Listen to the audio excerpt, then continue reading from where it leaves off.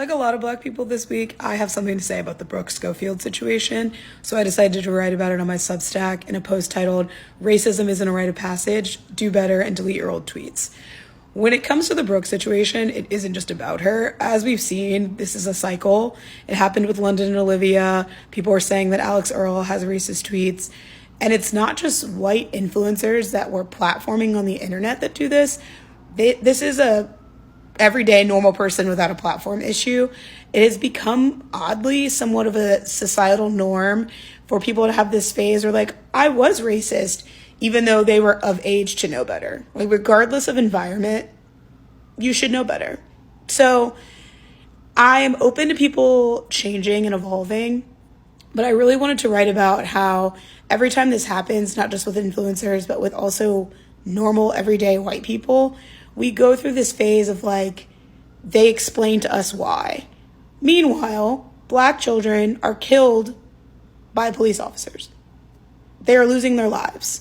And we are supposed to sit here and listen to people tell us, well, I'm listening and learning. And so I just wanted to write about my feelings around that and how it's not just about influencers. It's actually like a whole bigger issue we have at hand. I'm going to read an excerpt from my Substack, and if you're interested in reading the whole thing, the link to it is in my bio.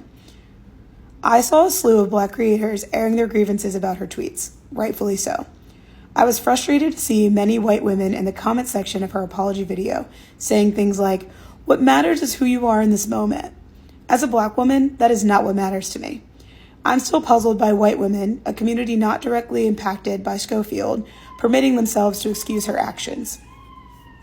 I grew up in a predominantly white suburb of Northwest Dayton, Ohio. Casual racism was definitely in the room with us. In high school, when our football team played against a neighboring predominantly Black team, my classmates proudly declared that they were not attending the game out of fear of getting shot. Nothing was dangerous about the school. In fact, my mom is a guidance counselor there.